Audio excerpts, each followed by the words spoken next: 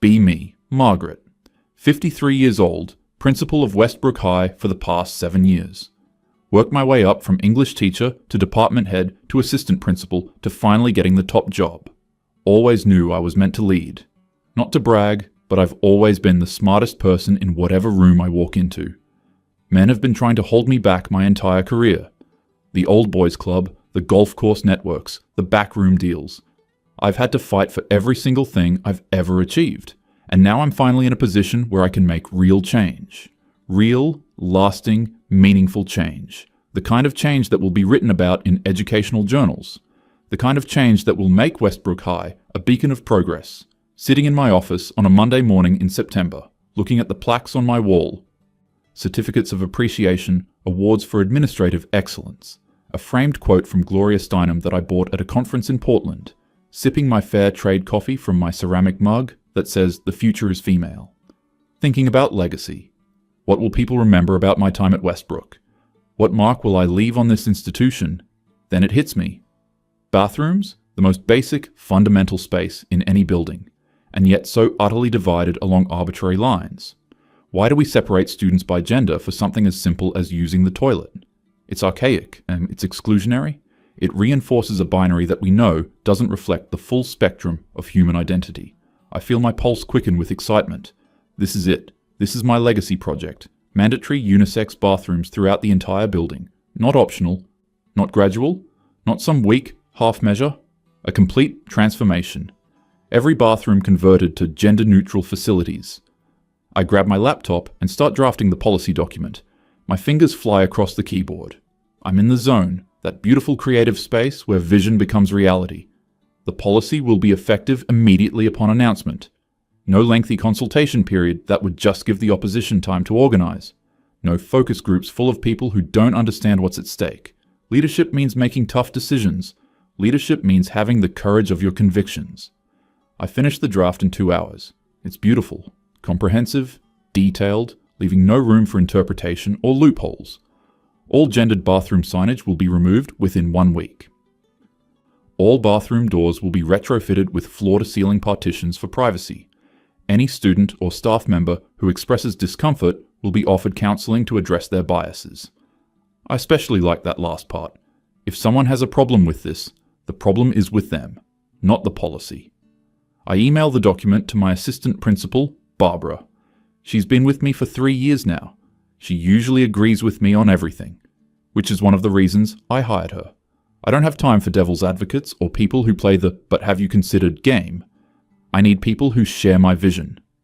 Barbara responds within an hour. I can tell from the tone of her email that she's hesitant. She uses phrases like, "perhaps we should discuss," and "there might be some concerns." I call her into my office. She walks in, looking nervous. Good. She should be nervous when questioning my judgment. "Barbara," I say, keeping my voice calm and authoritative, "I noticed some hesitation in your email." She starts talking about parent reactions and school board approval and legal considerations. I hold up my hand to stop her. "Barbara, let me ask you something. Do you believe in equality?" She nods quickly. "Then you understand why this is necessary. The discomfort that some people might feel is temporary. The harm caused by segregated bathrooms is ongoing and systemic." I explain to her that as principal, I have the administrative authority to make facility changes. The school board approves budgets and major policy shifts. This is a facilities matter. I'm within my rights. Barbara still looks uncertain, but she nods and leaves my office. I make a mental note to watch her closely. I can't have people on my team who don't fully support the mission.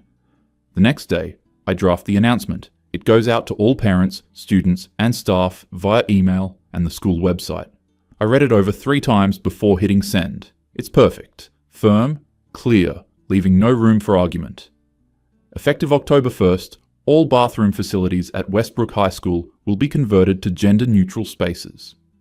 This decision reflects our commitment to creating an inclusive environment where every student feels welcome and valued. Gendered bathrooms perpetuate harmful stereotypes and exclude students who do not conform to the traditional binary. By eliminating these outdated facilities, we are taking a stand for equality and demonstrating that Westbrook High is a leader in progressive education. I sign it simply, Margaret Principal. No need for formality.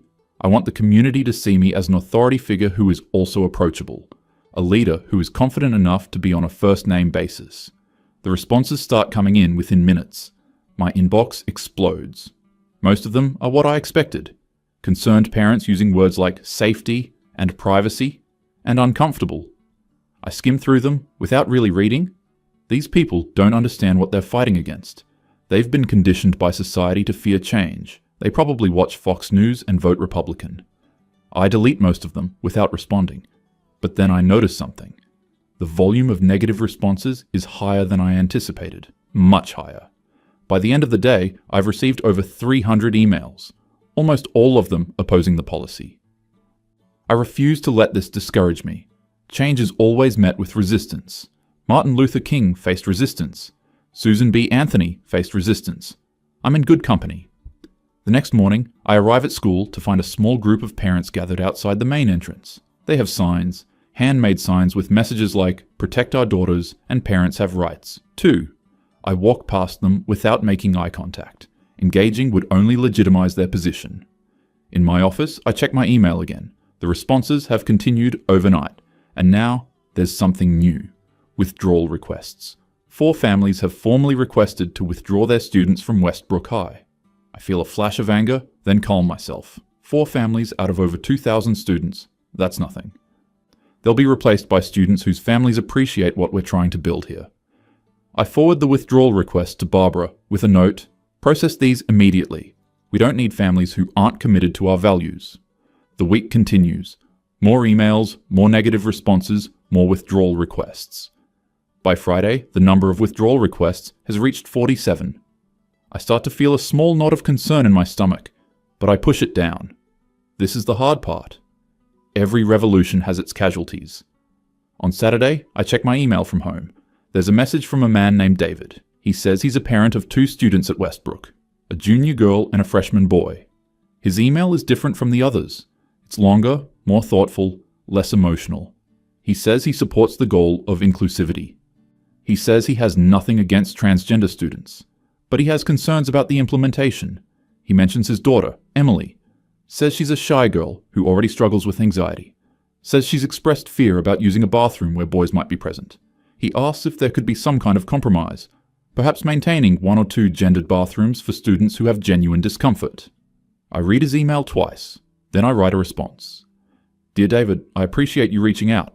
However, I want to be clear that the policy is not open for negotiation. Your daughter's discomfort, while understandable, stems from socialized beliefs about gender that our school is actively working to dismantle.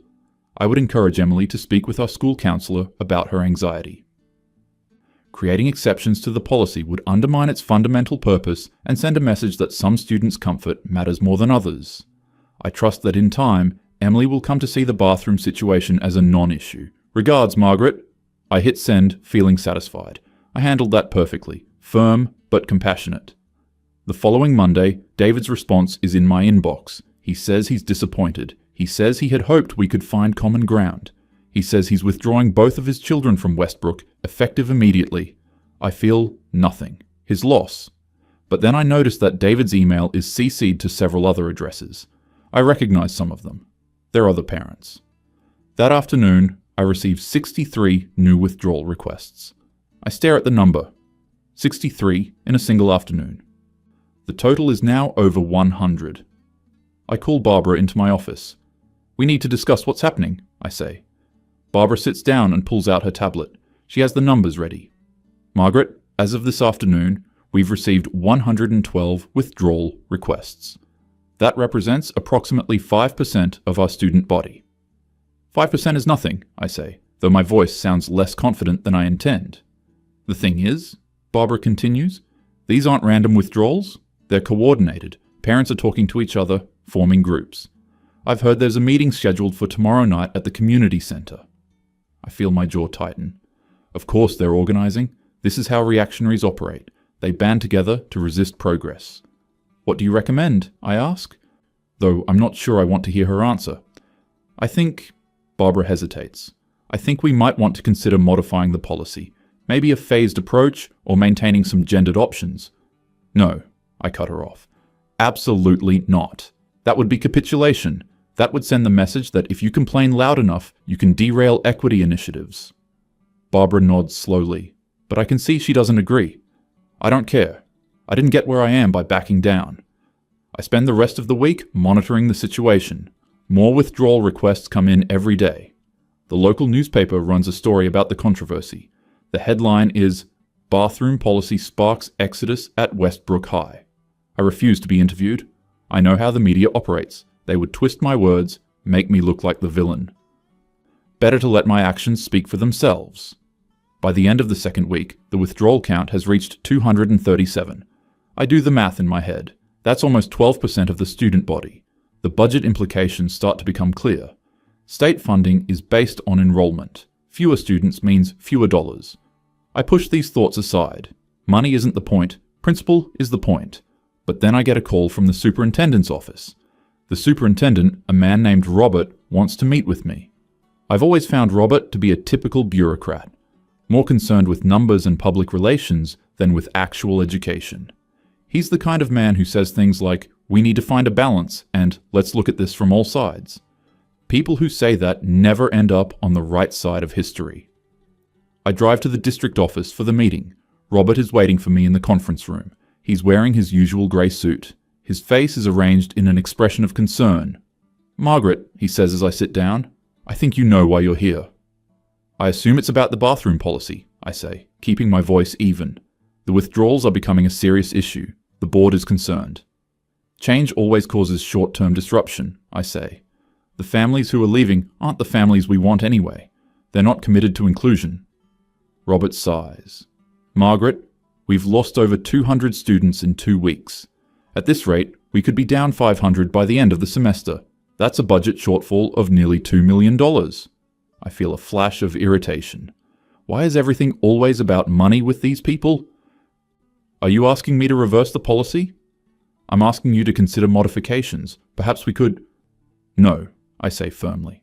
I refuse to let a handful of reactionary parents dictate our policies. If we back down now, we'll never be able to make any progressive changes in the future. Robert looks at me for a long moment. "Margaret, the board meets next week. If the situation doesn't improve, they're going to take action." I leave the meeting feeling defiant. Let them take action. Let them try to stop progress. I'll fight them every step of the way. Back at school, I throw myself into work. I arrange for the bathroom conversions to accelerate. If people are going to fight me, I want the changes completed before they can stop me. The contractors start removing signage and installing new partitions. I watch them work with a sense of pride. This is happening. This is real. By the end of the week, all bathrooms on the first floor have been converted. I walk through them, inspecting the work. The partitions are high, the doors solid. There's no reason anyone should feel uncomfortable, but the withdrawal requests keep coming. 300, 350, 400. I stop checking my email. I can't stand to see the numbers climb. The parent meeting at the community center has grown into a weekly event. I hear they're getting bigger each time. I hear they've formed an official organization. They call themselves Parents for Privacy and Safety. I think about how clever they think they are, how they've wrapped their bigotry in language about protecting children. I refuse to engage with them. I refuse to give them legitimacy. Then, one Thursday afternoon, I get a visit from someone I don't expect. David appears in my office doorway. The man who emailed me about his daughter Emily.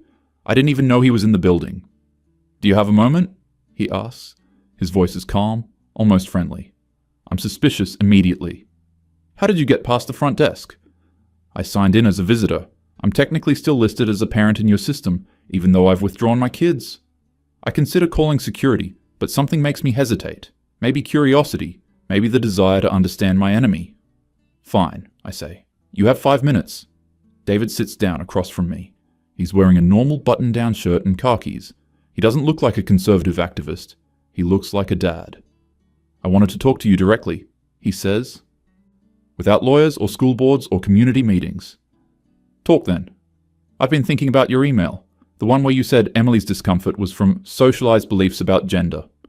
I nod. "Do you really believe that?" he asks. "Do you really believe that a teenage girl being nervous about sharing a bathroom with teenage boys is just conditioning?" "Of course it is," I say. "In societies without our hang-ups about bodies and gender, this wouldn't be an issue." David considers this. Maybe, he says, but we don't live in those societies. We live here now, where 16-year-old girls and 16-year-old boys have complicated feelings about bodies and privacy and vulnerability. Those feelings can be addressed through education and counseling. Sure, David says. Over time, across generations maybe. But Emily's 16 now. She doesn't get to wait for society to evolve. She has to use the bathroom now. I feel my patience wearing thin. What exactly is your point, David? My point is that you're so focused on the world you want to create that you've forgotten about the students living in the world that actually exists. You've made ideology more important than the actual human beings you're supposed to be educating. I start to respond, but he keeps talking. You know what the worst part is? I actually agreed with your goal. I think schools should be inclusive. I think transgender students deserve to feel welcome. But you've managed to turn a conversation about inclusion into a war about authority. You didn't consult parents. You didn't listen to concerns. You didn't try to find solutions that might work for everyone. You just demanded compliance and called anyone who disagreed a bigot. I never called anyone a bigot.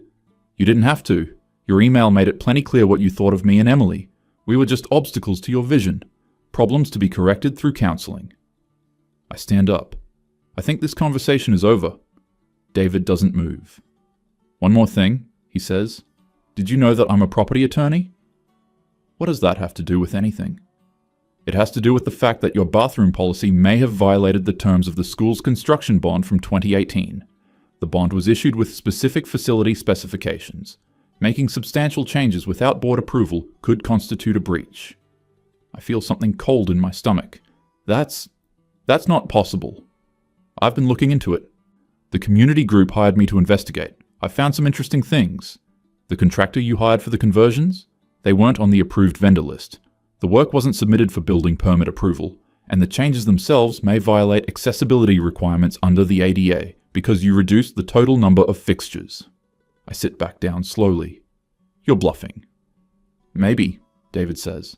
Or maybe I'm about to present my findings to the school board at their meeting next Tuesday, along with a formal complaint to the State Department of Education. My mind is racing. The construction bond, the approved vendor list. I didn't check any of that. I was so focused on moving quickly that I didn't... What do you want? I ask. David stands up. Nothing you're willing to give. I just wanted to look you in the eye and tell you that you did this to yourself. You had a chance to bring people together, to find solutions that actually helped everyone. Instead, you decided you knew better than everyone else and that anyone who disagreed was just wrong. And now, you're going to face the consequences. He walks out of my office. I sit there for a long time, staring at the wall. The next few days are a blur. I try to verify what David told me. I spend hours going through contracts and documents. He's right about the vendor list. He's right about the permits. I don't know if he's right about the construction bond, but there's enough there to cause serious problems. I consider my options. I could try to get ahead of this. I could go to the board myself, explain what happened, propose fixes. But that would mean admitting I made mistakes. And I don't make mistakes. I made the right decision. I'm sure of it. The process might have been flawed, but the goal was righteous. That has to count for something. Tuesday arrives. The board meeting is standing room only. I've never seen so many people at a school board meeting. Most of them are wearing those stupid Parents for Privacy and Safety buttons. The board members look uncomfortable. They're not used to this kind of attention. Robert calls the meeting to order. The first hour is normal business. Budget reports, curriculum updates, recognition of student achievements. But everyone knows what's coming. Finally, Robert clears his throat. We have a number of community members who wish to speak regarding the situation at Westbrook High. We'll hear from them in the order they signed up. Person after person approaches the microphone. Parents talking about their children's anxiety, parents talking about their decision to transfer to other schools, parents talking about feeling ignored and dismissed. One mother breaks down in tears describing how her daughter, a sexual assault survivor, can't use the bathrooms at school anymore. I want to stand up and explain. I want to tell them that they don't understand what's at stake. I want to tell them that their discomfort is a small price to pay for progress. But something keeps me in my seat. Maybe fear, maybe the beginning of something that feels almost like doubt. Then David approaches the microphone. He's carrying a folder of documents. He speaks calmly, clearly, professionally. He outlines everything he told me in my office. The vendor list violations, the permit issues, the construction bond concerns. He presents copies of contracts and regulations.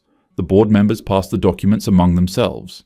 Their faces grow increasingly serious. When David finishes, there's a long silence. Robert leans into his microphone. Margaret, would you like to respond to these allegations? I stand up. My legs feel unsteady. I walk to the microphone. Every eye in the room is on me. The allegations Mr. David has raised concern procedural matters, I say. The substance of the policy is sound. Creating gender-neutral bathrooms is the right thing to do for our students. The implementation may have been accelerated, but the goal... Principal Margaret, one of the board members interrupts. It's a woman named Patricia. I'm not asking about the goal. I'm asking about whether you violated district procurement policies, construction permit requirements, and possibly the terms of our construction bond. I hesitate. I may have moved too quickly. I was passionate about implementing this change, and I didn't... So you acknowledge that proper procedures weren't followed? Procedures can be secondary when there's an urgent equity issue. Secondary? Patricia's voice rises. Principal Margaret, these procedures exist for legal and safety reasons. We're now facing potential liability because you decided your agenda was more important than following the rules. I feel heat rising to my face. With respect, Ms. Patricia, calling it an agenda minimizes the importance of... Principal Margaret, Robert cuts in. I think perhaps this would be a good time to discuss next steps. He gestures for me to sit down. I walk back to my seat in a daze. The board spends the next hour discussing options, legal consultation, compliance reviews, liability assessments. And then someone says the word I've been dreading, suspension. A motion is made to place me on administrative leave pending investigation. The vote is unanimous. I watch it happen like I'm outside my own body. 7 hands raised against me. I feel something crack inside my chest. After the meeting, I walk to my car alone. The parking lot is emptying. I see David standing near a grey sedan. He's talking to some other parents. They're smiling. They won. He won. I drive home in silence. My house feels empty and cold. I pour myself a glass of wine and sit on the couch. I think about everything that happened. I think about the emails I didn't read. The concerns I dismissed. The people I called reactionary without ever really listening to them. I think about Emily, David's daughter, the shy girl with anxiety who couldn't use the bathroom. I remember my response to David's email, telling him her discomfort was just socialized beliefs. Was I right about that? Maybe in some abstract, theoretical sense. But Emily isn't an abstraction. She's a real girl who had real fears. And I told her father those fears didn't matter. I finish my wine and pour another glass. The next few weeks are brutal. The investigation finds exactly what David said it would. Procurement violations, permit issues, bond complications. The withdrawals continue. By Thanksgiving, Westbrook has lost over 500 students. The budget shortfall is catastrophic. Programs are being cut. Staff are being laid off. And it's my fault. All of it. Not because I wanted inclusive bathrooms, not because I cared about transgender students, but because I was so certain of my own righteousness that I stopped listening. Because I decided that anyone who disagreed with me was the enemy. Because I chose confrontation over conversation. Because I valued my ideology more than the actual people I was supposed to serve. The board terminates my employment in December. I don't fight it. I can't. The evidence against me is overwhelming. Not just the procedural violations, but the cascading disaster that followed. A once thriving school now hemorrhaging students and money. A community divided and angry. A cause that I genuinely believed in now tainted by association with my failures. I clean out my office on a Saturday when no one is around. I take down my certificates and awards. I pack my Gloria Steinem quote. I put my future as female mug in a box. I look at the bare walls and think about what could have been. If I had just listened. If I had just talked to people instead of talking at them. If I had just accepted that other people might have valid perspectives. But I didn't. Because I was Margaret. And Margaret knew best. Margaret was the smartest person in every room. Margaret didn't need to listen to people who disagreed with her. I carry my boxes to my car. The school is quiet. Somewhere in the building, there are bathrooms that still have the gender-neutral signs I demanded. They'll probably be changed back now. All that work, all that conflict, all that damage. For nothing. I drive away from Westbrook High for the last time. In my rearview mirror, the building gets smaller and smaller. I think about David's words in my office. You had a chance to bring people together. Instead, you decided you knew better than everyone else. He was right. I hate that he was right, but he was. I don't know what happens next. I don't know if any school will ever hire me again. I don't know if I'll ever be able to shake this feeling of failure. But I know one thing. I know that I was wrong. Not about equality. Not about inclusion. Not about wanting to create a world where everyone feels welcome. I was wrong about how to get there. I was wrong to think that I could demand change instead of building consensus. I was wrong to dismiss everyone who didn't see things my way. I was wrong to make it about me, about my legacy, about being remembered as a leader. Leadership isn't about being the smartest person in the room. It's about helping everyone in the room work together. I never understood that. Maybe I understand it now? Maybe. Maybe it's too late.